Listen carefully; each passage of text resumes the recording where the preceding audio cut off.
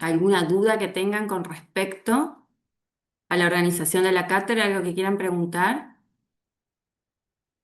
Si bien las chicas, las preceptoras, se comunican con ustedes constantemente y yo les mando los mensajes por el SIU, eso les llega inmediatamente, así que tienen las novedades siempre a mano. Vamos a silenciarnos también. Si quieren.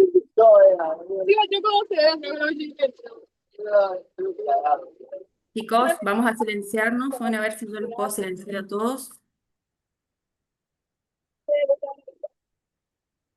Silenciar. Bueno, como les decía entonces, estamos en la recta final.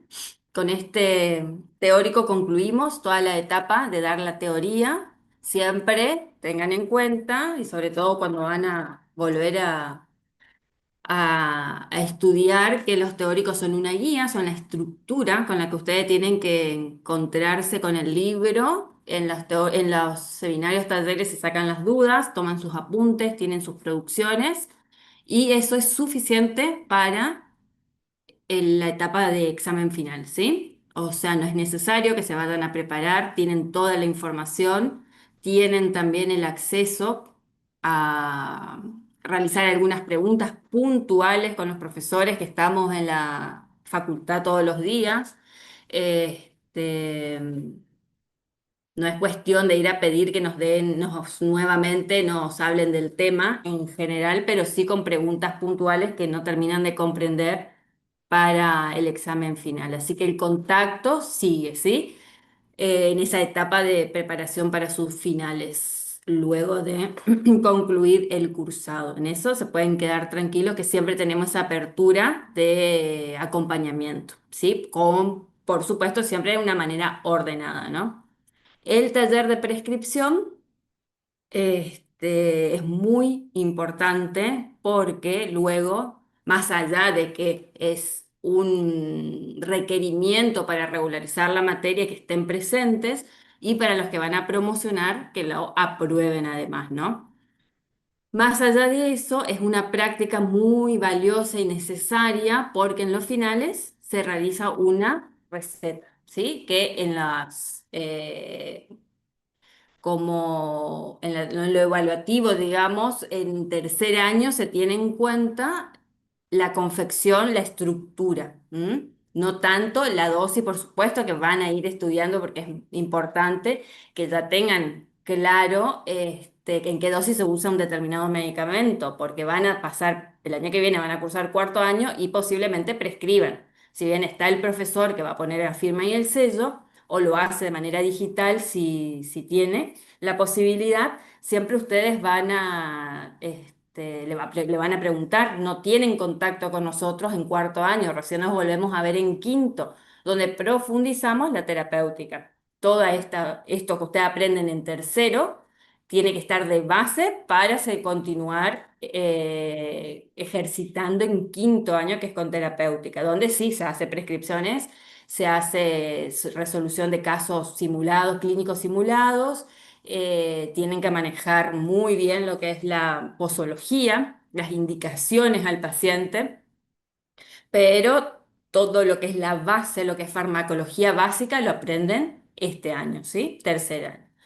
Por eso es que siempre hacemos mención de las dosis, porque es necesario que ya lo vayan identificando y como les decía, en cuarto año no estamos tan cerca como para que nos puedan consultar. Con el plan anterior sí estábamos en las clínicas y nos consultaban constantemente. Con este nuevo plan eso no pasa. Si nos encontramos en quinto.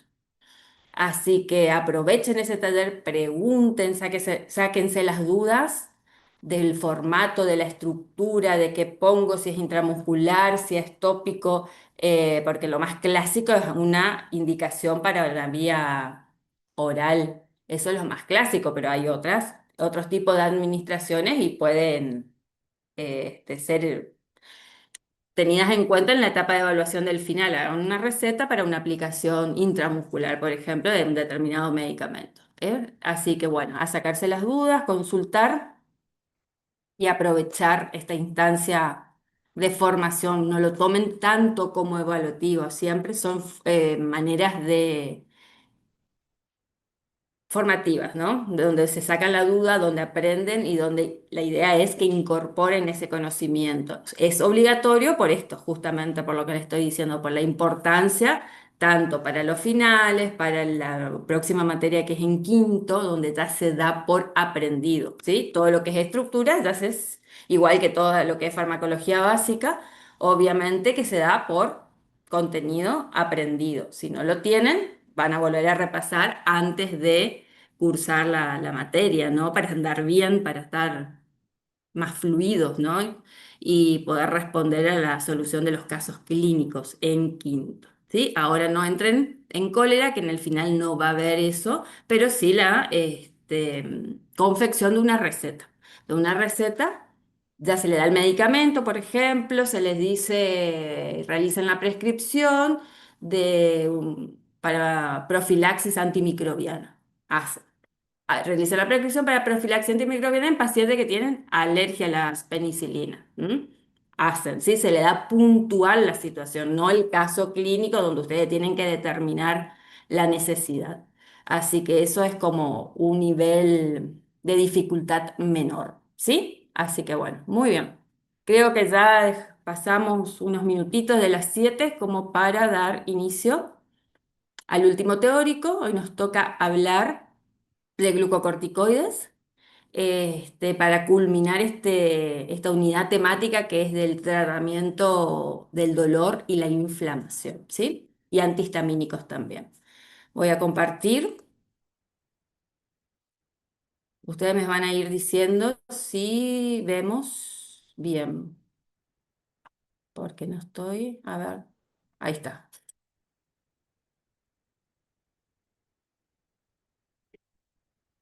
¿Se ve la proyección? Sí, Sí se ve, profe. doctora. Completa. Muy bien.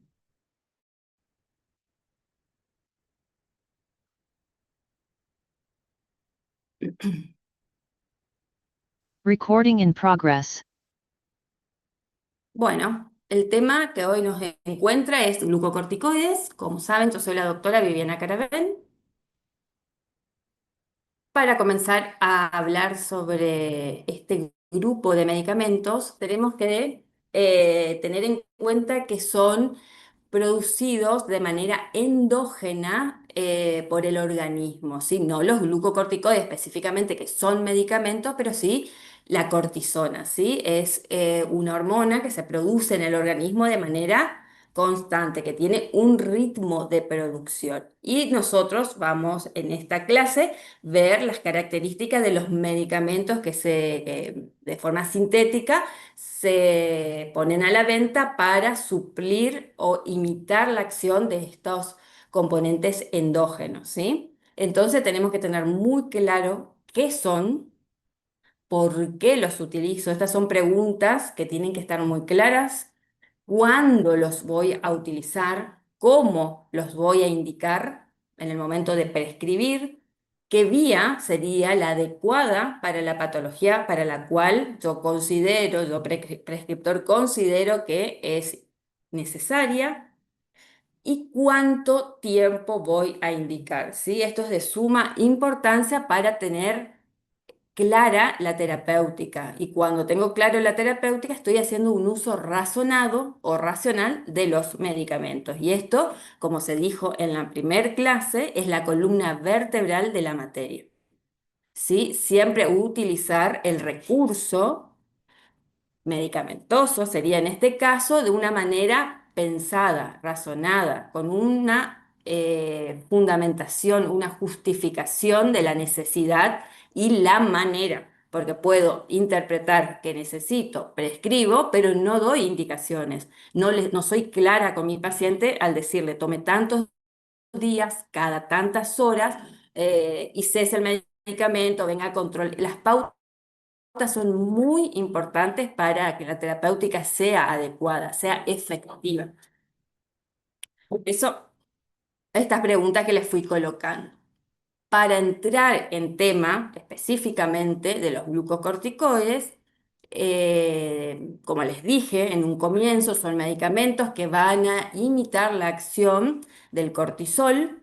El cortisol, al ser un producto de producción fisiológica, tiene otras funciones, además de la que vamos a ver, que es la antiinflamatoria, tiene una acción metalocorticoide que está en los medicamentos fue inhibida para resaltar lo necesario, como son medicamentos de producción sintética, va al punto de la acción terapéutica necesaria, ¿sí? Esta es la diferencia con la producción endógena, que obviamente tiene otras funciones también, forma parte de la homeostasis del organismo, que es algo que ya lo habrán visto, ¿no?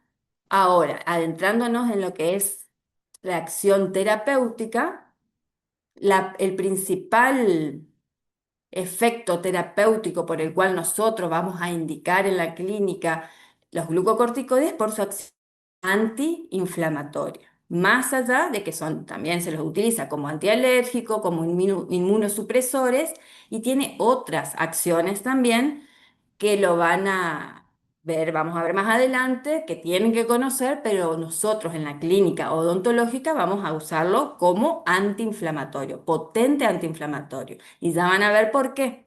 Porque esta palabra, este adjetivo de potente, para hacer la distinción a los AINE, con los AINES que tienen acción antiinflamatoria también, ¿sí? Pero tenemos que entender por qué estos tienen más, ¿sí? Muy bien, acá hablamos.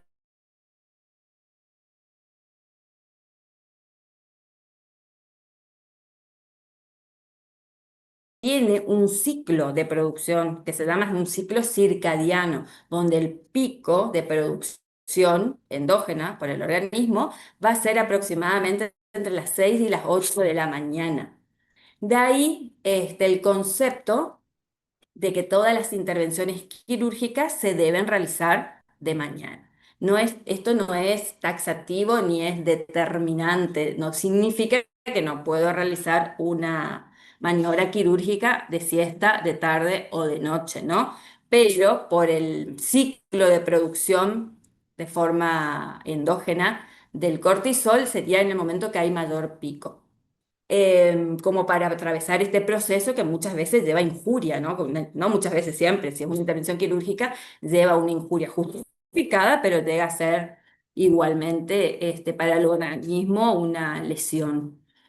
Entonces, basándonos en este conocimiento, uno va a dar después la posología de manera complementaria. También esto va a depender de mi paciente, ¿no? Si tiene la producción fisiológica normal o una persona que no produce, ¿sí? Este es un conocimiento que nos va a dar también la historia clínica.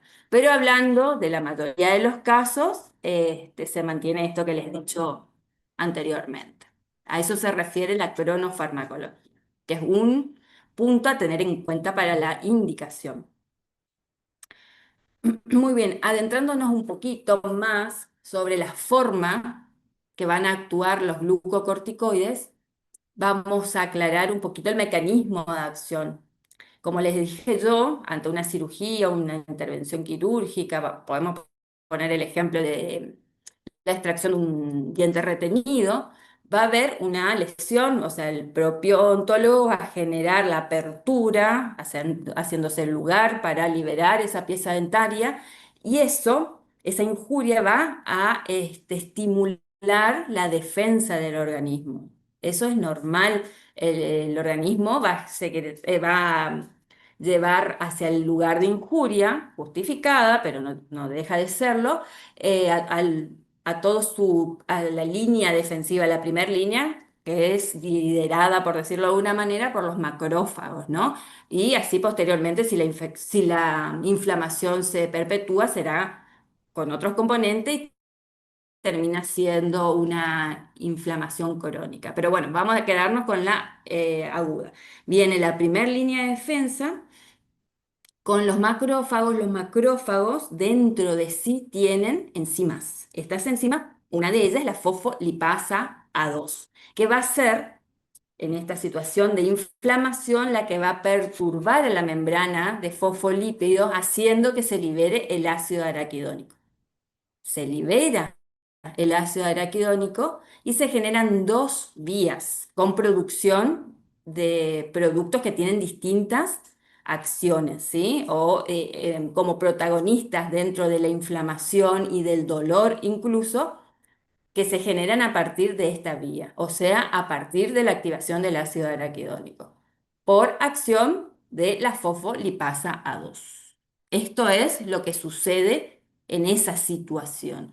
Ahora, si yo, sabiendo esta situación, voy a indicar glucocorticoides para evitar la inflamación exagerada, este, activa a un mediador endógeno que se llama lipocortina o anexina, también se podría llamar, que es como una barrera, que podemos imaginarnos con este punteado rojo que tenemos acá, donde no va a permitir que esa fosfolipasa estimule a la membrana de fosfolípido con la generación, con la liberación del ácido araquidónico y por ende se corta estas dos líneas, flechitas que ven acá, estas dos, en esta cascada se llama, no se van a generar, no se va a generar. No se va a generar la cascada de la ciclooxigenasa, que es inhibida por AINES, eso ya lo vimos. No se genera nada de esto y los glucocorticoides tampoco generan la otra patita, que sería la de la vía de la lipooxigenasa. ¿Mm? Veamos ahora en este gráfico, que es un poco más amplio, porque nos va a dar la función, digamos, lo que genera cada producto derivado de esa cascada, ¿no? Normalmente esto se va a producir, nos olvidamos de los cuadraditos, de los rectángulos rojos, no miremos eso, miremos el gráfico en sí. Esto sucede normalmente ante una injuria, puede ser la quemadura del sol con agua caliente, puede ser, como les dije yo, una intervención quirúrgica, remoción de hueso, por ejemplo, para liberar ese diente que les traje como situación, cualquiera, una injuria que sufre el organismo y a partir de los macrófagos que están intentando defender al organismo, se perturba los fosfolípidos de membrana, generando la liberación del ácido araquidónico y se producen las dos vías, con el fin de defender al organismo. La inflamación en una primera instancia es defensiva y es necesaria también para el inicio de la reparación posterior, cicatrización. Entonces ahí hay un punto, y remarco esto. ¿Por qué? Porque es un punto de reflexión. Si yo necesito, cuando programo mi cirugía, si yo voy a necesitar dar glucocorticoides antes de la intervención y corto todo esto, toda esta cascada, por lo que ya les nombré, de la lipocortina, de la anexina, que es como un muro, una barrera, para que no se genere nada de esto, corto de antemano y me arriesgo, o sea, por beneficio real, por ahí está el razonamiento que yo tanto les hago hincapié, por beneficio yo tomo esta decisión. eh, y de alguna manera el organismo de mi paciente va a tener cierta dificultad en el inicio de la reparación y de la cicatrización, pero yo estoy ganando en evitar una inflamación excesiva.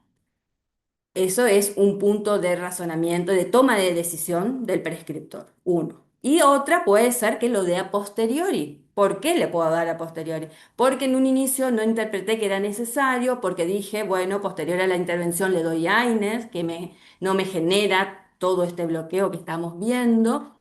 O puede ser porque en el tiempo quirúrgico algo se complicó y me genera una necesidad posterior. Indico el glucocorticoide. La cascada comenzó a producirse, ¿sí? Porque estuvo la injuria, está, bueno, todo el cuentito, que lo hice como lo más sencillo, como para que lo podamos entender y entender también la importancia en el momento de la prescripción, o sea, la toma de decisión para el momento de la prescripción. No hay claramente un momento, va a depender del caso clínico.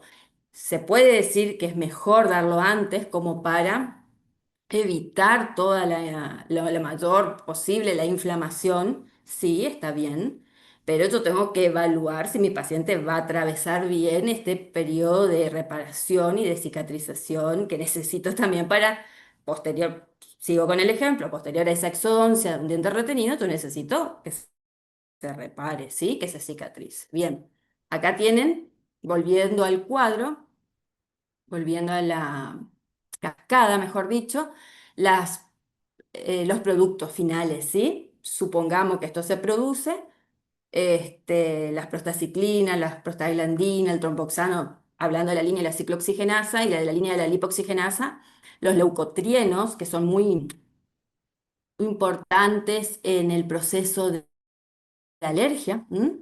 Recuerden, una de los efectos terapéuticos que yo le hablé anteriormente, antiinflamatorio y antialérgico, ¿sí? Inmunosupresor también, pero usamos más por estas dos funciones que les nombré antes.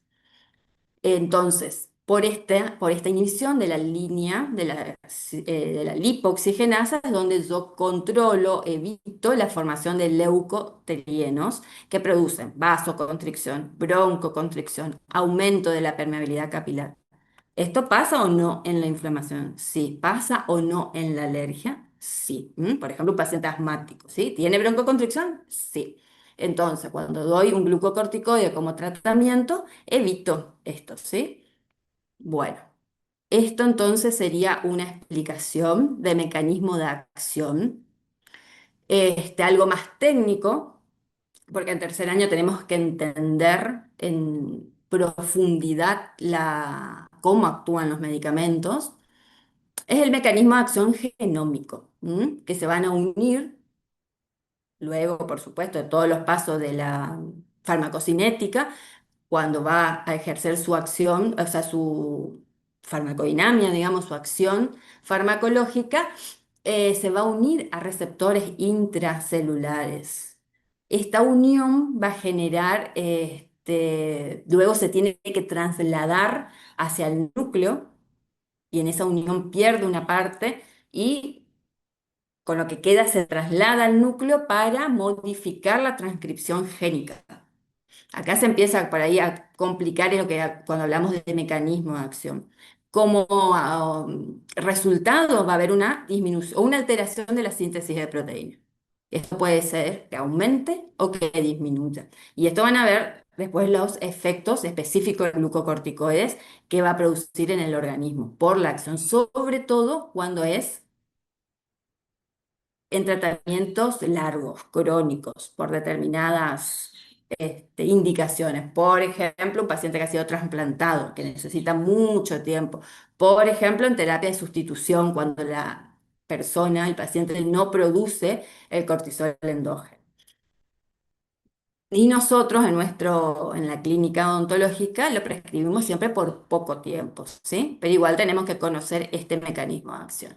Y el mecanismo de acción no genómico, o sea que no va a influir, o sea, por un lado influye en la transcripción génica, como hablamos acá, con el aumento y disminución de síntesis de proteína, y por otro lado, de manera rápida, activa o no los receptores de membrana, ¿sí? Esta es una respuesta rápida, por eso es que también muchos efectos adversos pueden ser, vengan no necesariamente de un tratamiento prolongado. Si la mayoría viene de un tratamiento prolongado, otros no. Pero la acción antiinflamatoria tiene mucho que ver con esto, o con lo que le nombré anterior de las cascadas. Eso es una acción inmediata. Se toma el medicamento y hay esa acción. Lo que viene de la transcripción génica sí lleva más tiempo, ¿sí? Entonces, dos mecanismos de acción y las cascadas tenemos que explicar cuando me pregunten en el final o en el parcial por el mecanismo de acción de los glucocorticoides. Bien, ahora, para conocerlos, vamos a tener glucocorticoides que se van a administrar por vía sistémica, otros por vía tópica. Entonces, por vía sistémica, el que es más parecido al cortisol, al que es en la sustancia endógena que liberamos, es la hidrocortisona. Pero tiene cierta acción mineralocorticoidea, como yo le hablaba hoy, que genera retención de agua. Entonces, eso con los medicamentos, con los glucocorticoides, se trató, digamos, la industria trata de evitar para resaltar o mantener solamente lo necesario, que sea la acción glucocorticoide, que es la terapéutica, la de acción antiinflamatoria, antialérgica, inmunosupresora, ¿sí? Hidrocortisona, pero se usa más para, por vía tópica, por ejemplo, o por vía oral, como acá lo tenemos representado. Betametasona, dexametasona, esos nombres quizás les suenan más porque son como los más elegidos en odontología. Prednisona, prednisolona, metilprednisolona, tienen el mismo núcleo, pero por síntesis química se resaltan algunas características, ¿sí? Ahí presentan cambios químicos en su estructura que hace que tengan ciertas características farmacocinéticas diferentes. La farmacodinamia, que es el mecanismo de acción, es el mismo, ¿sí? Cuando yo voy a elegir un medicamento, para usarlo por vía tópica, sabemos que la acción es local, pero tenemos que tener en cuenta algunos factores, porque va a influir. No significa que porque yo uso un medicamento por vía tópica, y esto es para todos, ¿no? Solamente la acción es local. No, hay absorción. Entonces, está bien, más lenta o menor, pero hay. Entonces yo tengo que tener en cuenta la potencia del medicamento que voy a administrar, el vehículo, cómo no es lo mismo algo que sea líquido, algo que sea como más untuoso, que pueda tener mayor retención en la zona donde estoy aplicando, como gel, por ejemplo, o como un ungüento. Tengo que tener en cuenta, por supuesto, la concentración del medicamento. Y bueno, y el tiempo de contacto viene de la mano del vehículo, ¿no? Porque cuando le hablaba de un ungüento, o si yo pongo en una zona y pongo como algo que ocluya, como una curita, una venda, ay, no me está saliendo la palabra ahora, o no sé si llegan a imaginarse algo que cubra para que el medicamento tenga más tiempo de contacto con esa zona. Este, como un parche, que eso se puede usar también en cavidad bucal. Es más difícil usar en cavidad bucal por la humedad de la cavidad bucal a un vehículo más retentivo.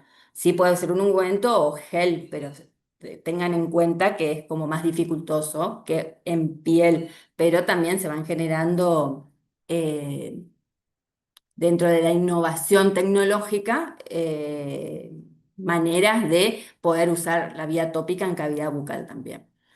Bien, para reconocer entonces qué medicamentos como acción local o por vía tópica, betametasona, hidrocortisona, que le nombré hace un ratito también como por vía oral, mometasona, que eso se suele usar para el asma, propionato de clobetasol, en caso de tratamiento de asma, por ejemplo, es por vía, es tópico, pero es en spray, no sé si, o sí, en spray podemos hacerlo de manera general porque de distintas maneras puede ser la presentación, ¿no? El acetónido triamcinolona, que se suele colocar en articulaciones, por ejemplo, sería una vía intraarticular, pero es de una acción local, ¿m? O tópico, ¿sí? Directamente tópico, externo.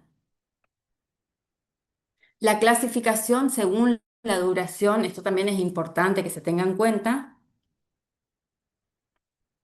Tenemos corticoides que van a tener una vida media corta, que va a durar entre 8 y 12 horas, una vida media intermedia de 12 a 36 horas y una vida media larga de 36 a 72 horas. Esto es muy importante para la posología y para la duración del tratamiento, ¿sí? Acá tenemos algunos ejemplos. Vieron, de vida corta, el cortisol y la cortisona, que es muy similar al producto endógeno, son de potencia antiinflamatoria y axipotencia mineralocorticoide igual, dura aproximadamente 12 horas. Y después tenemos de intermedia como prednisona, prednisolona, que ya van disminuyendo la potencia mineralocorticoide que no es buscada en la terapéutica antiinflamatoria. Si no se comprende bien este concepto, después me dicen o lo van a leer bien en el libro, ¿sí?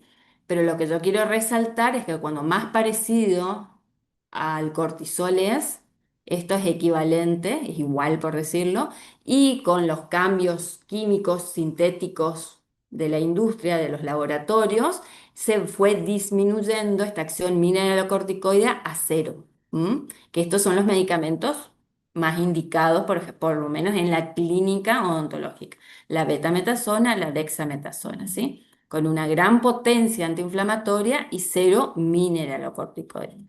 La duración va a ser hasta 72 horas, ¿sí? De 36 a 72 horas.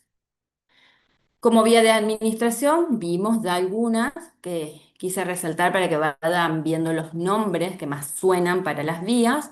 Acá voy a explicar un poquito mejor. La vía oral es la utilizada por la mayoría de los glucocorticoides porque se absorbe bien por el tracto gastrointestinal. Como la mayoría de los medicamentos tienen un tiempo para empezar a ejercer su acción, que es el tiempo en el cual se realiza la distribución, llega hasta el sitio de acción donde va a generar su farmacodinámica, digamos, y comienza a visualizarse ese efecto farmacológico.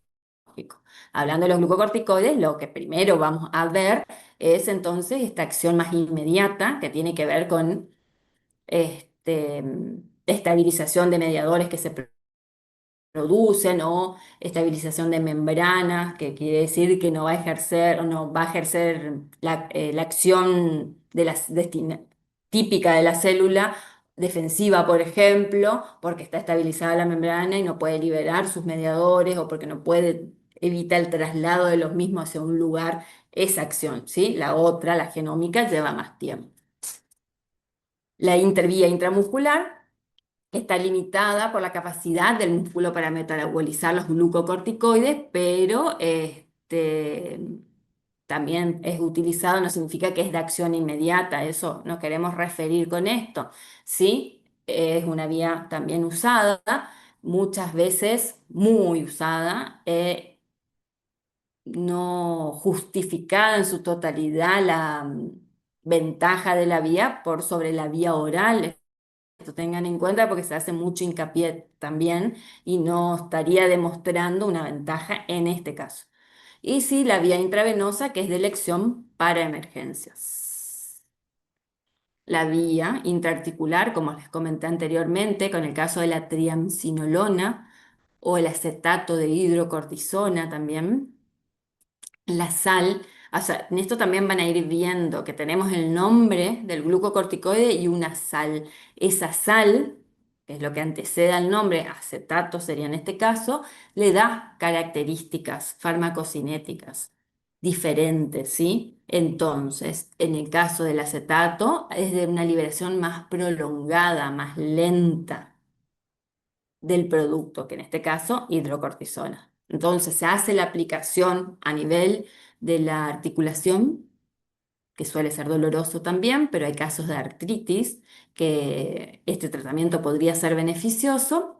Y se hace la aplicación del compuesto, esto se va liberando paulatinamente, por ende no se hace una aplicación semanal ni siquiera, sino más pausado en el tiempo y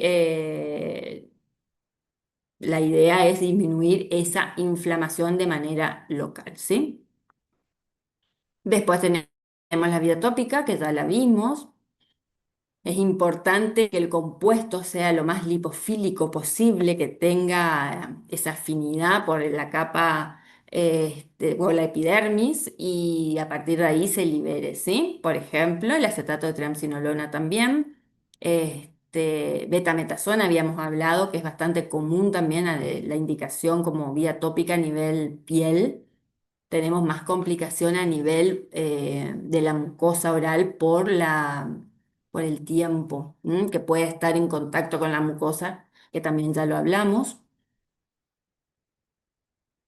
Y bueno, vamos a entrar entonces en las acciones farmacológicas. Yo les decía que por este mecanismo de acción que tienen los corticoides, que recuerdan que hablamos del genómico y del no genómico, sobre todo del genómico, va a interferir bastante con el metabolismo del organismo, con varios metabolismos del organismo, y esto también es directamente proporcional al tiempo de tratamiento. Hay enfermedades que requieren un tiempo prolongado de administración, otros no.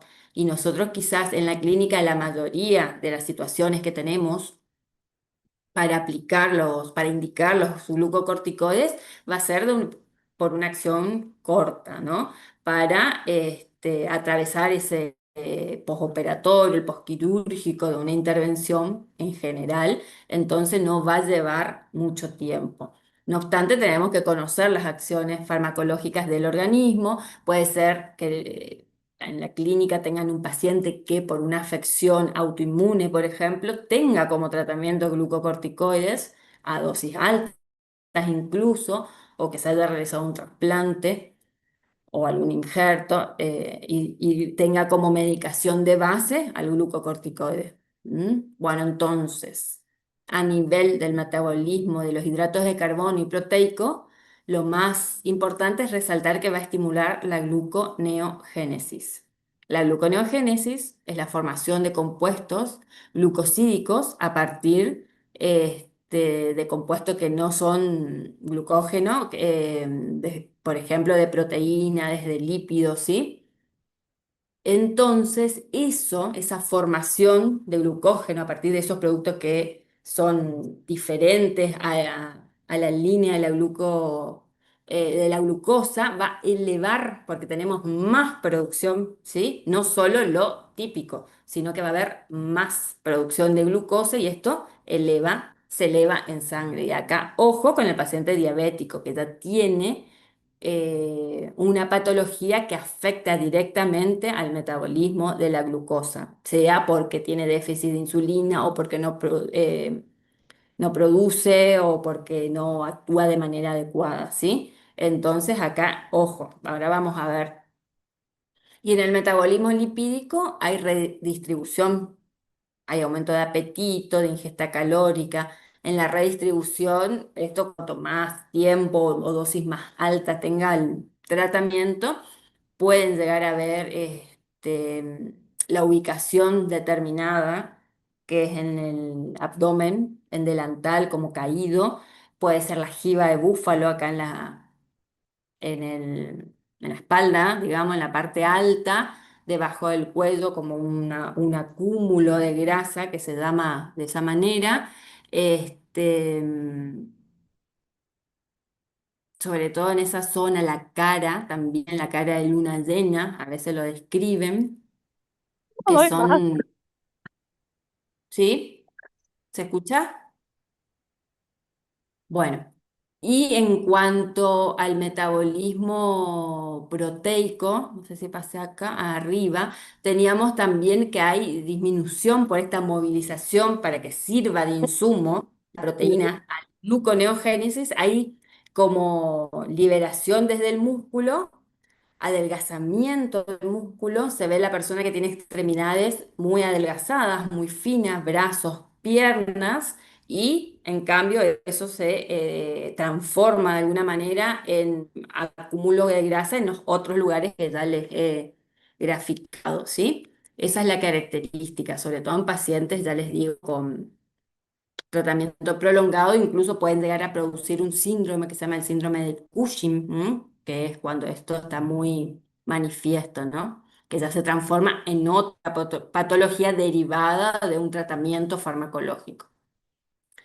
En relación al metabolismo del agua y de electrolitos, hay retención de sodio, que esto atrae agua, que eso hace que pueda llegar a aumentar la presión arterial, por ejemplo. Se excreta potasio e hidrógeno. Esta parte tiene más que ver con ese efecto mineralocorticoide que le hablé en inicio, ¿m? Que con betametasona y dexametasona ya teníamos valor cero. Entonces, tenemos menos riesgo, pero con los otros corticoides esto se puede producir. Sí, todos pueden alterar el metabolismo del calcio llevando a una osteoporosis. ¿Por qué? Porque hay disminución en la absorción de calcio y aumento de la excreción del calcio. Entonces el balance es negativo netamente. ¿m? ¿Sí? En tratamientos largos, sobre todo. Disminución de la absorción, aumento de la excreción. Y sobre el sistema cardiovascular, como les dije, por esta retención de líquidos, puede haber aumento de la presión arterial, hay mayor sensibilidad a las catecolaminas que actúan en el cardíaco. Músculo, piel y huesos, es lo que les decía hoy, la miopatía metacorticoidea, perdón.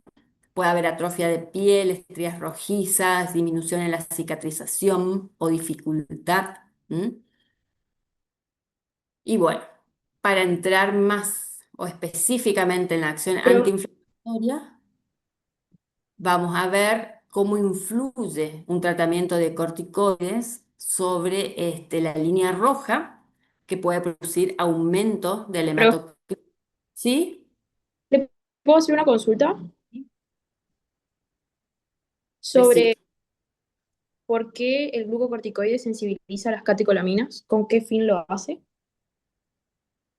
No, no es con un fin.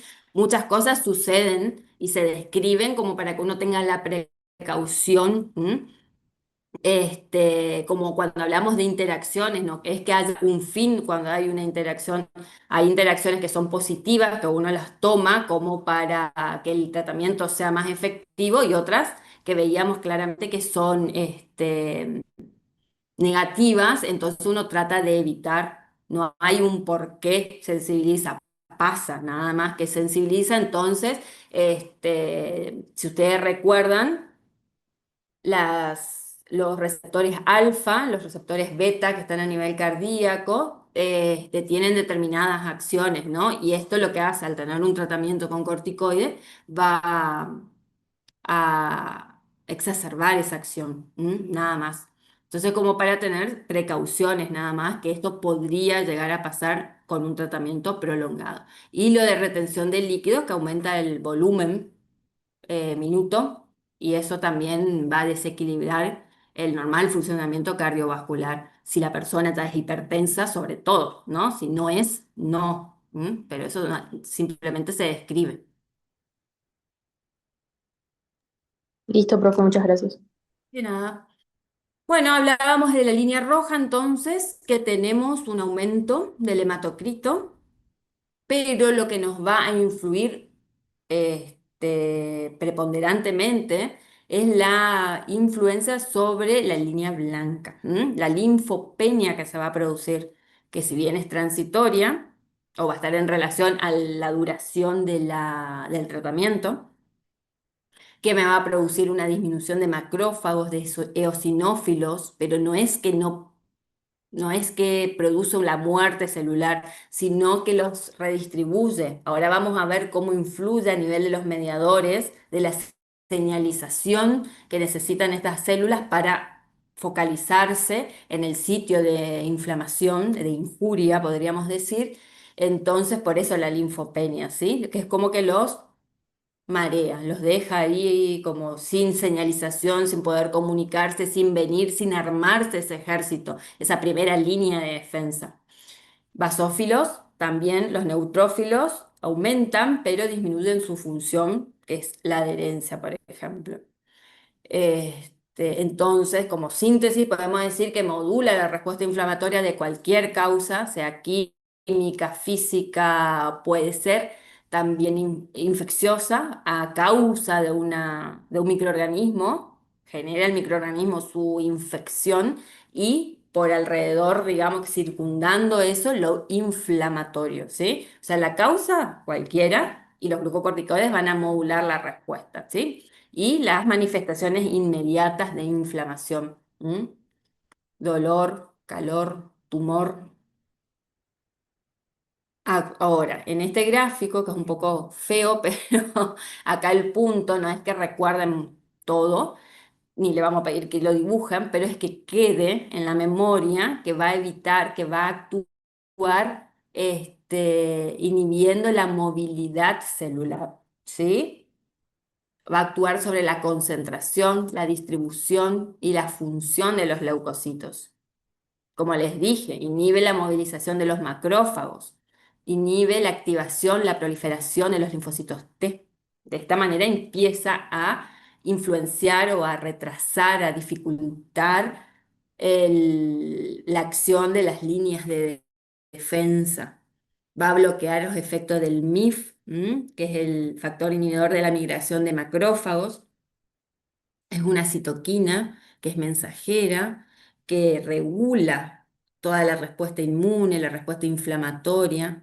Acá dice que inhibe la producción de PAF, otra citoquina también, que ambas participan en el aumento de la vascularidad capilar, por ejemplo, o sea, se están involucradas en el edema que se produce siempre cuando hay una inflamación. Estas son las que interfieren, inhiben el factor de necrosis tumoral, las interleuquinas, porque son varias, ahí en el gráfico vemos la 1 y la 2. Esto es lo que va a producir entonces que haya una quimiotaxis y una activación leucocitaria deficiente. La defensa comienza a ser como claudicada, ¿sí? ¿Se entiende? Entonces, esta es la acción antiinflamatoria de los glucocorticoides.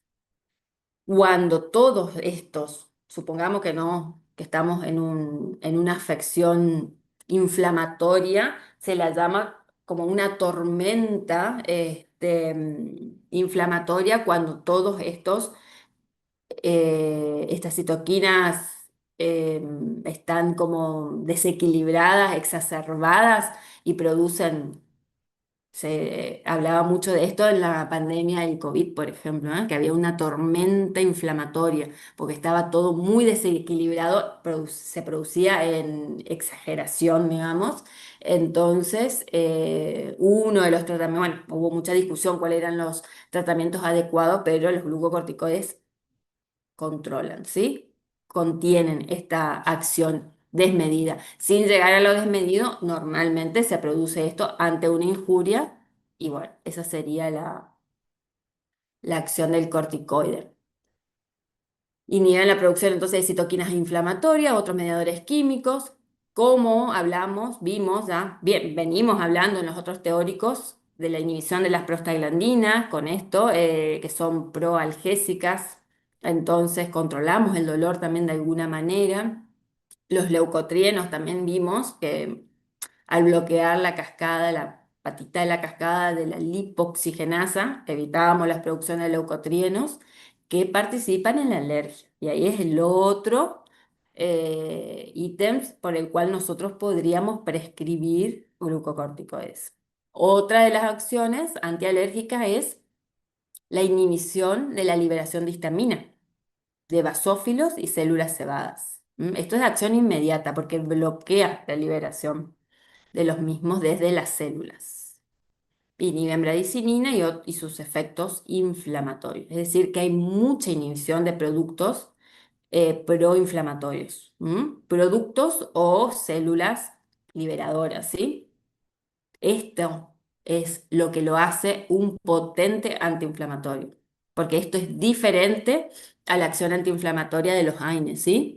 Esto es lo que tienen que responder cuando se le pregunte por qué son potentes antiinflamatorios. Tienen un campo mucho más completo de acción, inhibiendo a todos los precursores de la inflamación y de la inmunidad. Esto nada más para repasar lo que estábamos hablando. En una fase inicial, inhibición de los mediadores de la inflamación, por ende la vasodilatación, depósito de fibrina, de agregación de leucocitos, macrófanos, cuando todas las células comienzan a migrar para el lugar de la noxa, ¿no? Y por ende del edema. Y en una fase tardía, disminuyen los depósitos de colágeno, la cicatrización y proliferación de fibroblastos. Y de ahí es donde yo le decía buscar ese justo equilibrio, ese equilibrio entre la necesidad de prescribir este corticoide para inhibir la inflamación excesiva y lo necesario para la reparación. Por eso yo no me puedo desbandar y decir no quiero inflamación y le doy corticoide en exceso al paciente, porque estoy retrasando la cicatrización, perturbo esa reparación. Eso es lo que yo quiero que quede bien claro también, para que el concepto de racionalización, de hacer una indicación pensada y aplicada al caso y al paciente, se basa en esta línea de razonamiento, ¿sí? Bueno, la otra acción que hablamos es la inmunosupresora, donde no va a haber una inhibición de la unión de antígeno-anticuerpo. Eso se pasa, reconoce el organismo al antígeno, se unen, pero va a prevenir toda la reacción inflamatoria alrededor, la que se desencadena posteriormente a esta unión. Sí, esto se suele dar también, incluso con enfermedades autoinmunes, donde el propio organismo reconoce partes como exógenas, externas, como un antígeno, y reacciona, generando toda una reacción inmunológica, o puede pasar también en casos de trasplantes o injertos, donde el organismo ve, o sea, reconoce que eso, supongamos un injerto no forma parte de su organismo y lo rechaza, ¿sí? Entonces los glucocorticoides que van a ser a dosis más elevada, lo mismo que veníamos hablando, pero controla toda la reacción inflamatoria de alrededor como para que no rechace, ¿sí? Para que no se produzca el rechazo del injerto trasplante o controlar la enfermedad si es autoinmune. Sobre el sistema digestivo, va a estimular la secreción gástrica, hay aumento de ácido clorhídrico, de pepsina, en este caso, en casos de úlceras gastroduodenales. Es una reacción como indeseable, como tratamiento prolongado. O sea, acá podemos tener dos situaciones: el paciente que ya venga con una úlcera o con antecedentes de úlcera, donde yo tengo que tener muy en cuenta esto para ver si administro un corticoide que puede empeorar la situación del paciente. Entonces hago esa relación beneficio-riesgo para ver si prescribo o no. O puede pasar que el paciente desarrolle una úlcera gastroduodenal por un tratamiento prolongado. Y bueno, y ahí se actúa en consecuencia, ¿no?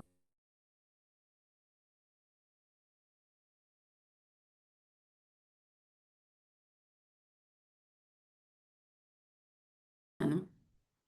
Bueno, características farmacocinéticas entonces, para repasar, dijimos que se absorben bien por todas las vías, tienen sus diferencias, por supuesto.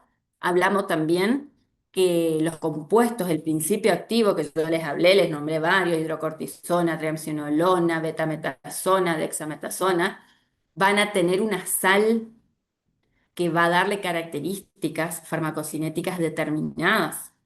Ejemplo, las sales solubles de fosfato o sucinato se van a absorber rápidamente por vía intramuscular. Las otras, ya nombré anteriormente la de acetato o acetonida, tienen una característica que se libera de manera paulatina, lenta, que retarda la absorción, prolonga la acción terapéutica. Entonces yo puedo tener un medicamento fosfato de dexametasona que va a tener una acción rápida. Puedo tener acetato de dexametasona que va a tener una acción más retrasada. Habíamos hablado, visto hoy, el acetato de triamcinolona que se aplicaba en las articulaciones por la vía intraarticular, que se va liberando, como les dije, paulatinamente para ejercer la acción terapéutica y no hacer una aplicación diaria ni semanal, sino con mayor pausa porque es doloroso. Ahora,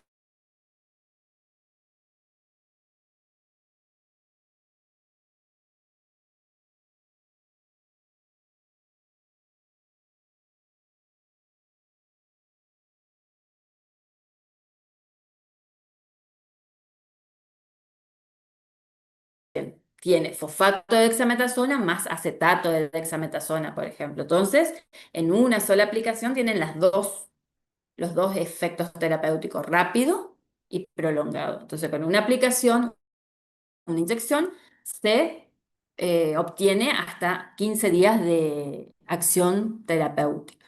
¿Esto está indicado como norma general para todos? No, un no rotundo. Esto tiene su aplicación en casos puntuales.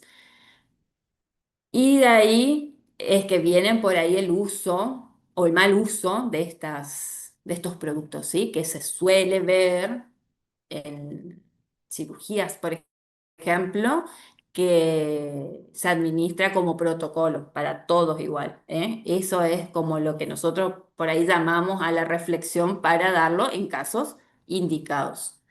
Y también reflexionar sobre la necesidad de que sea intramuscular. Esta combinación anterior, esta combinación que vemos de fosfato y acetato juntos en el mismo compuesto no viene por vía oral, se da por vía intramuscular.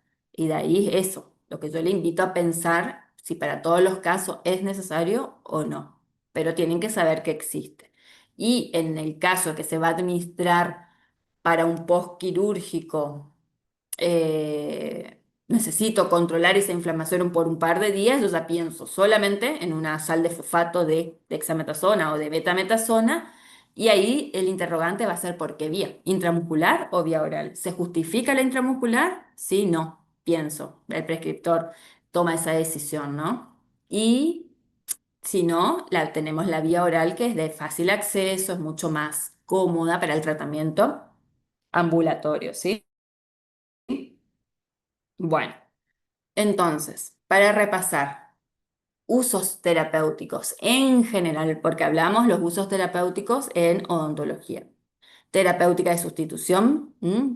Yo les hablé que es una hormona que se produce de forma endógena, forma natural, fisiológica por el organismo. Entonces puede haber personas que tengan enfermedades que no producen, como una insuficiencia suprarrenal crónica, aguda, una hiperplasia adrenal congénita. Entonces se tiene que sustituir, dar ese faltante al paciente. Esto lo hacen los médicos igual, pero tenemos que saber. Enfermedades alérgicas, caso de asma bronquial, reacciones alérgicas agudas, dermatosis alérgica. Esto puede pasar en el consultorio, ¿m? Que el paciente sea alérgico, qué sé yo, a la goma Dique, por ejemplo, al guante, a alguna sustancia que le coloquemos, o nosotros mismos como profesionales.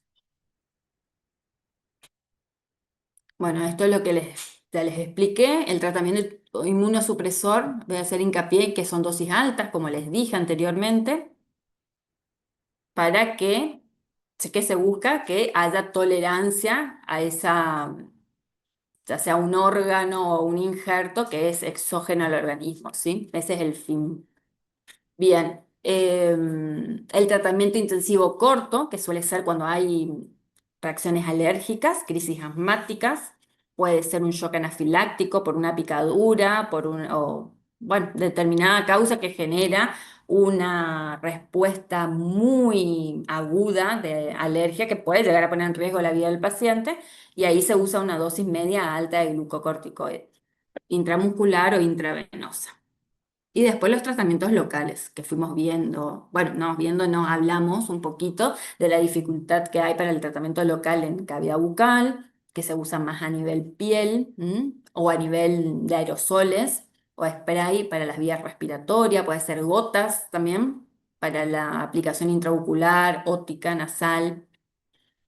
Los de depósito, acá ven los esteroides con vida media larga, conocidos como de depósito, son los de las sales que yo les dije, de acetato, con la sal de acetato. Esos se graban también porque es re importante que puedan identificar, que esos son los que se van liberando de a poquito, y tengo varios días de acción terapéutica con la aplicación previa, ¿no? Usos odontológicos, procesos inflamatorios agudos, lo que venimos hablando de un inicio, cuando les di el ejemplo de la pieza dentaria retenida que vamos a hacer la exodoncia. Entonces, es un proceso inflamatorio agudo, por cirugía, por artritis de ATM, trastornos de ATM también pueden ser lesiones de penfigoral, líquen plano, que son autoinmunes, y con la aplicación de corticoides tópicos podemos controlar esa manifestación, no se cura. Estos medicamentos no curan la noxa. Nosotros identificamos en lo posible que desencadena la manifestación inflamatoria y se controla la inflamación, no la causa. Por eso es importante saber cuál es la causa. Pongamos el ejemplo, creo que en la última filmina lo tengo, de que sea un proceso inflamatorio que circunda a una infección. ¿Qué hacemos ahí? Pero ya retomamos eso. Vamos a ver acá ejemplos de uso tópicos. ¿M? Estas son distintas presentaciones, distintos medicamentos. Pueden ser para afta, gingivitis escamativa, pénfigo, líquen plano, úlceras, aftosa, pemfigoide benigno, neuralgia posherpética también, que es muy dolorosa. Hablamos de esto, cremas en geles, ungüentos intraorales también, que pueden ser aplicados hasta 4 veces al día.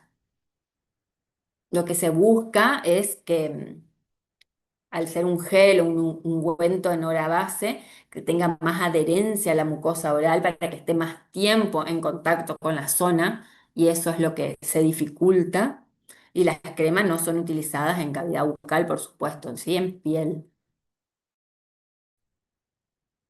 Como efectos adversos, son los derivados del uso de las indicaciones que vimos previamente. Por ejemplo, supresión del eje hipotálamo hipofisiario, que es el que genera la señalización de necesidad de secreción de este compuesto, del cortisol, que es endógeno, que es fisiológico. Esto siempre en un organismo normal, homeostático, que está en equilibrio se produce, ¿sí? Si yo uso altas dosis de corticoide, la señalización hipotálamo hipofisiario se va a cortar porque ¿qué mensaje llega? No necesita, pero porque está recibiendo de manera exógena. Entonces, por eso que después el retiro del medicamento, cuando se usa de manera crónica, se hace paulatinamente para no generar estas señales tan contradictorias al eje hipotálamo hipofisiario. ¿Mm? Bueno, eso puede pasar en personas que usan altas dosis. Por el uso continuado, podemos llegar a ver, y ya la explicación ya la dimos antes, de edemas, el aumento de la presión arterial, la hiperglucemia, que decíamos ojo con la diabetes, la persona que es diabética, la osteoporosis, ojo con la persona que ya tiene tendencia a una osteoporosis o está en una edad avanzada, sí, avanzada, que pueda ya ir desarrollando esto por los cambios hormonales normales, digamos, de la edad. Puede generar miopatías, puede generar distribución de lípidos, el síndrome iatrogénico de Cushing, que les hablé también. Todo esto son efectos adversos que se van a producir, se pueden producir. El aumento de susceptibilidad de infecciones, por todo lo que hablamos en esta clase, que es la disminución de las líneas de defensa del organismo. Si la causa que me generó inflamación, acá retomo lo que es la pregunta que hice, si la causa que a mí me genera la inflamación es una infección, es un microorganismo, es una bacteria, un virus, un hongo, y yo le disminuí a las defensas, ¿qué va a pasar? Bueno, gastritis, úlceras, precaución en todos estos casos porque es un efecto que se puede producir, un efecto adverso, disminución de cicatrización de heridas, a nivel nervioso puede haber alteraciones del humor y en el aerosol terapia candidiasis, orofaringia, disfonía, por el tipo de aplicación más que nada, la disfonía, que es en spray, en aerosol, en la zona. Las reacciones adversas tienen relación a la duración del tratamiento y a la dosis usadas. Así que podemos verlo esto como una cierta ventaja en el tratamiento odontológico, que la duración no es prolongada, siempre es corta. Las dosis superiores a 10 miligramos día durante una semana se considera dosis alta. Y si ustedes se fijan, en el práctico lo habrán visto, las distintas presentaciones comerciales, muchas rozan los 10 miligramos. Sobre todo cuando hay combinaciones de sales, ¿sí? Así que eso a tener en cuenta. Contraindicaciones: hipertensión arterial, diabetes, úlcera péptica, que hablamos también, infecciones, cuando es virosis, micosis y bacterianas también. Pero más que contraindicaciones, precaución, porque puede ser que sea necesario utilizar el corticoide exhaustivo de la situación. No significa que no vamos a usar, pero al disminuir a toda la línea defensiva puede proliferar. Esta es la pregunta que planteé hace un ratito. Puede es tener mayor facilidad de patogenicidad esa infección, ese agente productor de la infección.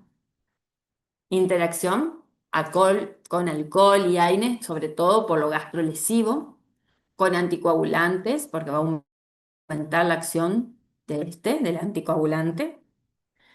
Rifampicina, carbamazepina, fenobarbital, que son barbitúricos y medicamentos para la epilepsia, que disminuye el efecto del glucocorticoide, anticonceptivos, ketoconazol y traconazol, que son antifúngicos, va a aumentar el efecto de glucocorticoides. Las vacunas pueden desencadenar la enfermedad que se quiere prevenir con la misma. Si yo uso altas dosis de glucocorticoides, ¿vieron? Hay vacunas que son de virus atenuados, o sea que no hay distintos tipos de vacunas, pero sobre todo las de virus atenuado. eh, Puede llegar a producir esa enfermedad, es raro también, pero bueno, la cuestión acá que tenemos que tener en cuenta es que al disminuir el sistema inmunológico, sea desde vacuna o de una infección que se puede contagiar el paciente en su vida diaria, genera una enfermedad, ¿no? Y bueno, antagoniza el efecto de la insulina, de hipoglucemiantes orales.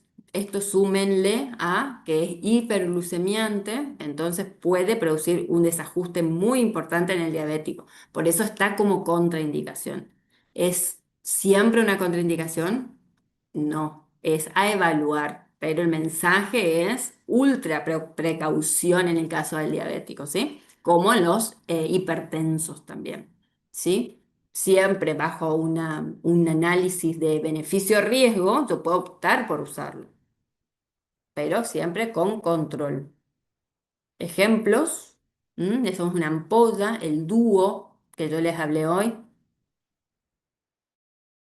dice dexametasona acetato y fosfato de sodio, y ven la dosis de acetato 16 miligramos más 4 de fosfato, es bastante alta esa dosis, pero obviamente que esto se hace una aplicación cada 15 días. Esta, la de abajo, en esta imagen, tenemos una dexametasona en tabletas de 0,75 miligramos. Hay hasta 4 miligramos por vía oral, obviamente, porque es una tableta, ¿no? Un comprimido. Más ejemplos. Posología para la acción antiinflamatoria. Por vía oral podemos optar por dosis de 0,5 a 10 miligramos como dosis única o fraccionada. No hay un comprimido de 10 miligramos, pero es el tope. Podemos usar de 4 miligramos cada 12 horas, por ejemplo, y llegamos a 8 miligramos. Estamos debajo de la dosis máxima, ¿no? Si es para una acción antiinflamatoria, si es para una acción antialérgica, las dosis son menores, 0,5 o 1 miligramo. Por vía intramuscular podemos tener fosfato de dexametasona, como les dije, varía de acuerdo a la presentación comercial de 2 a 8 miligramos, se puede dar cada 8 horas. Y fosfato y acetato, que es la unión de sales, en este caso de dexametasona, cada 15 días, ¿sí? Y betametasona hay una pequeña variación en la dosis máxima, que es hasta 5 miligramos día, de 0,5 a 5 miligramos. Y lo mismo el resto, o sea, tiene su límite de 9 miligramos para vía intramuscular, se repite según necesidad, cada 15 días. No, perdón, cada 15 días es la unión de sales, acetato y fosfato. Eh, en la vía intramuscular, usando solo fosfato de betametasona o dexametasona, es de acuerdo a la necesidad que sería la complejidad de la intervención quirúrgica, pero nunca son demasiados días, ¿sí? No podemos definir cantidad de días, pero es acotado por también la vida media larga que presentan, entonces nosotros cubrimos bien eso, esa inflamación posterior a una intervención quirúrgica convencional. Bueno, esto es más ejemplos de los medicamentos que podemos usar, que ya lo hablamos, de la hidrocortisona, la prednisolona, de vida intermedia,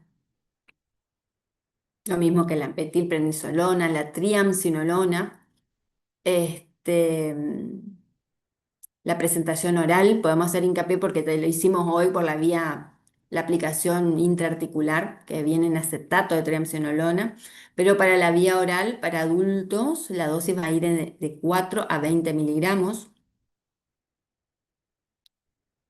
La dosis pareciera que es mayor, pero la equivalencia de la acción glucocorticoide es la que determina los miligramos, ¿sí? Por eso pareciera que, o sea, habíamos visto en el cuadrante del comienzo las equivalencias de la acción glucocorticoide, donde los más potentes eran la betametasona y dexametasona, por eso se usa dosis más pequeña. Pero esa dosis que le hablé de triamcinolona es equivalente, 4 a 20 miligramos es equivalente a la acción de 4 miligramos de betametasona, por ejemplo. Bueno, esto hablamos también de una suspensión para tratamientos prolongados de forma paulatina, de ir retirando el medicamento. eh, 5 miligramos al día, o sea, disminuyendo, o con tomas intercaladas, por ejemplo, un día sí, un día no, hasta ir produciendo esa desensibilización y que ese eje hipotálamo hipoficiario pueda nuevamente recibir el mensaje de necesidad de producción.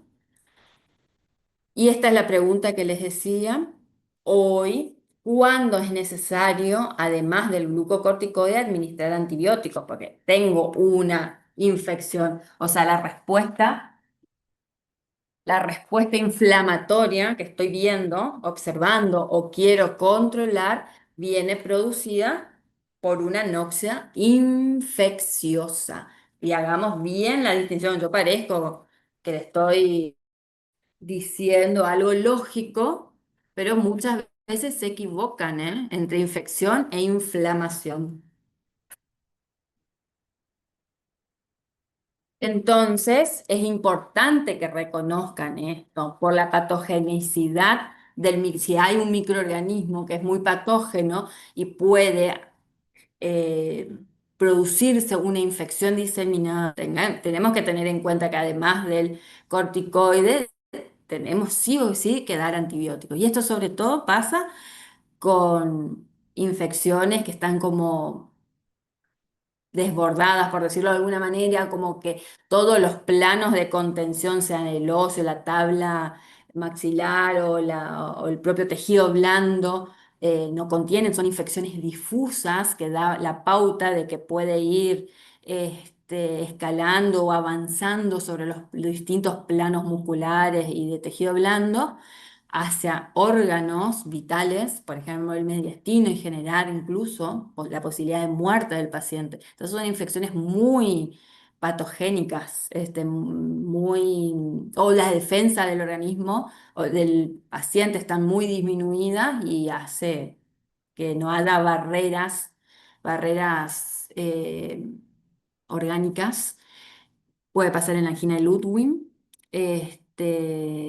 o distintos abscesos, flemones, ¿eh? En la clínica se van a dar cuenta que no están circunscriptos, que son muy difusos con tendencia a la diseminación, ¿sí? Entonces, en estos casos se da primero antibiótico, trata de controlar esta noxa infecciosa y con los corticoides el edema, el gran edema que acompaña a estas cuestiones, ¿sí? Eso es muy importante que tengan en cuenta. ¿Alguna pregunta?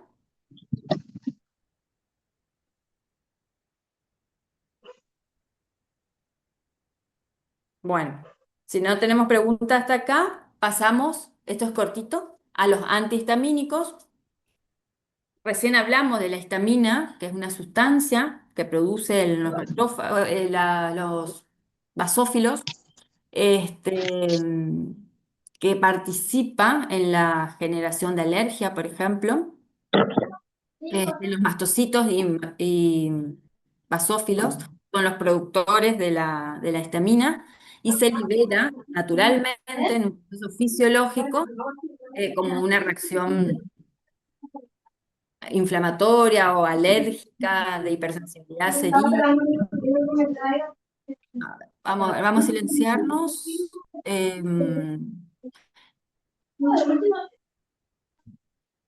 que puede llegar incluso a tener distintos grados de manifestación. Puede ser una reacción alérgica leve, media o como es el shock anafiláctico, ¿sí? Varios agentes pueden liberar la histamina. Les pudo haber pasado en algún momento el calor. La primera exposición que tenemos al sol, por ejemplo, cuando comienzan los primeros días cálidos y vamos a tomar sol, se genera como una liberación masiva de la histamina que está ya libre o está en la célula y genera como mucho picor, mucho calor, color incluso, ¿no? Sentimos como ejerce la acción la histamina y se calma con agua, por ejemplo, o sea, con el frío. ¿M? Pero bueno, son distintas circunstancias, cada uno como que muchas veces el que es alérgico va conociendo cuál sería el desencadenante de la liberación de histamina, calor, radiaciones, frío, eh, hipersensibilidad a productos químicos, maquillaje, perfumes, ¿cómo que se dice?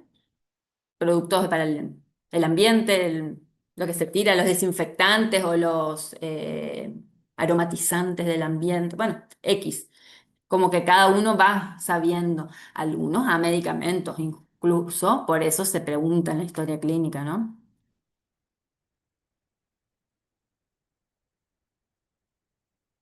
Entonces, localmente, ¿qué se ve en la zona? Como les dije recién, prurito, urticaria, edema, broncoconstricción si afecta a nivel respiratorio. No siempre afecta a nivel respiratorio, pero puede llegar a pasar. Enrojecimiento de la piel, puede llegar a haber taquicardia, cefalea o hipotensión. Entonces, acá lo que tenemos que identificar. Esto, por ejemplo, sería que los medicamentos que se llaman antihistamínicos significa que no van a permitir la acción de la histamina. ¿Cómo lo van a hacer? Y este es el clásico ejemplo del antagonismo. Acá tenemos una terminación, un vaso sanguíneo, perdón, donde la histamina es el redondel este amarillo y el azul el receptor de histamina. Esto pasaría, como estamos acá viendo en el gráfico, normalmente, ¿no? La célula ante el alergeno va a liberar la histamina, el basófilo o el mastocito libera la histamina y esta se une al receptor de histamina ejerciendo la acción que ya dijimos. Ahora, cuando uso el medicamento para controlar esta situación, uso un antihistamínico, va a bloquear, y acá lo tenemos como este botón verde. Bloquea el sitio de unión de la histamina y por ende ella no ejerce su acción. Este es el ejemplo entonces de antagonismo clásico que damos. Y otra cosa que tenemos que tener clara es las generaciones de antihistamínico, primera, segunda y tercera generación, porque hay diferencias entre la primera y segunda. Por ejemplo, en la primera generación atraviesan la barrera hematoencefálica y generan como efecto colateral sedación.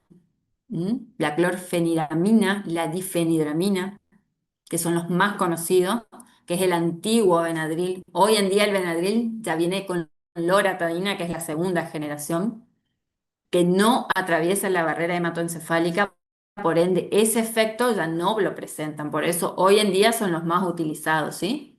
Loratadina, cetiricina, desloratadina de la tercera generación, que son muy similares a los de segunda, pero con algunos cambios químicos. La desloratadina es como un espejo de la loratadina, se desdobla en loratadina en el momento del metabolismo, como un profármaco sería. O sea, no hay gran diferencia, puede haber diferencia a nivel costo.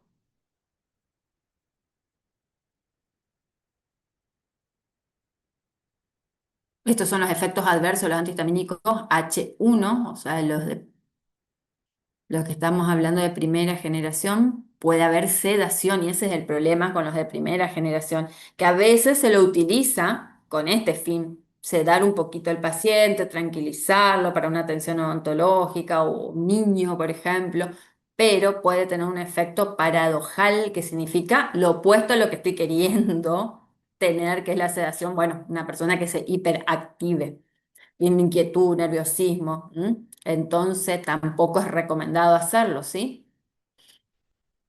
Y los de segunda generación, como dijimos, la loratadina, terfinadina, son más selectivos y no atraviesan la barrera hematoencefálica. Todos se usan por vía oral. ¿M? Indicaciones, bueno, la que conocemos por el uso común, porque estoy segura que todos en algún momento lo habrán utilizado por una rinitis estacional, casos de alergias ocular, por ejemplo, que te va una conjuntivitis, urticarias, manifestaciones en piel de todo tipo, desde localizado hasta generalizado muchas veces, sobre todo si es una alergia alimentaria, suele ser más generalizado. Si es alergia a la picadura de un insecto, por ejemplo, es más localizado, incluso puede ser bastante voluminoso, pero en el alrededor de la picadura. Puede ser por medicamentos o por alguna sustancia, puede generar esa anafilaxia que dice acá. Otro uso que no tiene nada que ver con esto, pero lo pueden conocer al Dramamine, que es dimenhidrinato, que se lo utiliza para el vértigo que generan los viajes muchas veces, ¿sí? Pero es un antihistamínico, solo que no tiene acción como antialérgico, sino para esa puntual, para la sinestosis. Y hacer la aclaración que carecen de utilidad para el resfrío común o puede ser nocivo porque tiene una acción secante y sedante si hablamos de los de primera generación, ¿sí? Entonces no es indicado para el resfrío, ¿no? Y vamos a este último punto, que es el shock anafiláctico, que es la generación de hipersensibilidad o de alergia grave, aparatosa, que genera mucho edema a nivel de glotis, puede haber cierre de la garganta, el paciente se termina asfixiando, por eso es una emergencia, si se llega a producir, no es frecuente por suerte, pero tengamos en cuenta que el tratamiento va a ser de forma inmediata, la aplicación de adrenalina de forma intramuscular, antihistamínicos si tenemos o se le indica saliendo del estado de emergencia, por vía oral al paciente, o corticoides que muchas veces también se tienen en el consultorio. El punto, a ver, la ubicación tanto de corticoide como antihistamínico no es determinante, sí la adrenalina de acción inmediata. ¿M?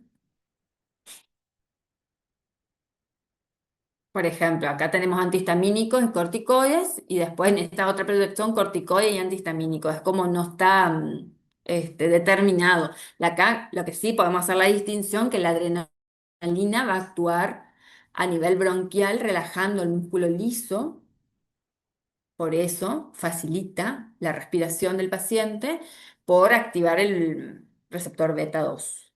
Va a contraer arteriolas al actuar sobre el receptor alfa 2. ¿M? Al contraer las arteriolas, disminuyo el edema, la salida del líquido al exterior. Por ende, ese edema de glotis que se producía va a relajar, el paciente va a poder respirar. Por eso es la primera, y es la de emergencia, la primera aplicación de forma inmediata. Luego, lo que es corticoide, por su acción más lenta, eh, para mí vendría como en tercer lugar y en segundo el antihistamínico, si yo tengo en ese momento, para bloquear las membranas o la acción, mejor dicho, las membranas de los basófilos y mastocitos que van a liberar histamina y de la histamina que ya está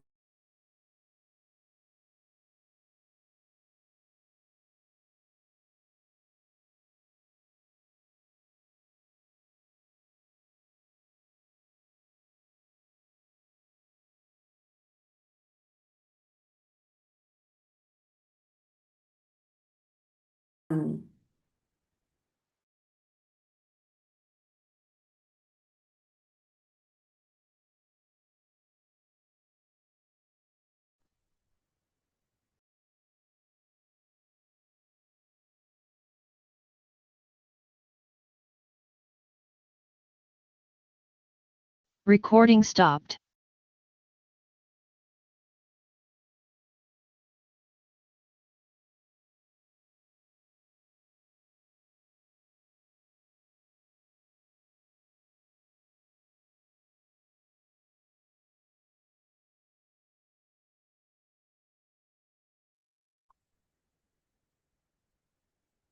Hola, hola, se cortó la transmisión, pero ya llegamos al final, así que este es el último teórico.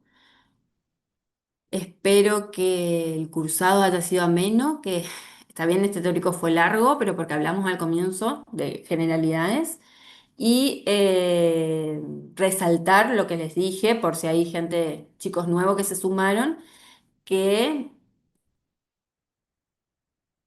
estamos en constante comunicación, que pueden consultarnos dudas, siempre dudas que denoten que leyeron, no es que explíqueme qué es la penicilina, no, digamos claramente que algo así no, pero sí alguna duda de la lectura o de la comprensión. Y que practiquen recetas. ¿M? Muy bien, eso es todo. Espero que les resulte cómodo. Voy a ver si me grabó el teórico, les subo al aula porque no sé por qué cuestión se cortó, saltó y no sé qué pasó con la grabación. Bueno, los dejo descansar, nos estamos viendo el viernes y el lunes y seguidamente en los talleres. Muchas gracias, Chao, chicos. profe, hasta luego. Gracias, Luego, Doc. Doc. Ah, Gracias, profe. Hasta luego. Chao. Profe.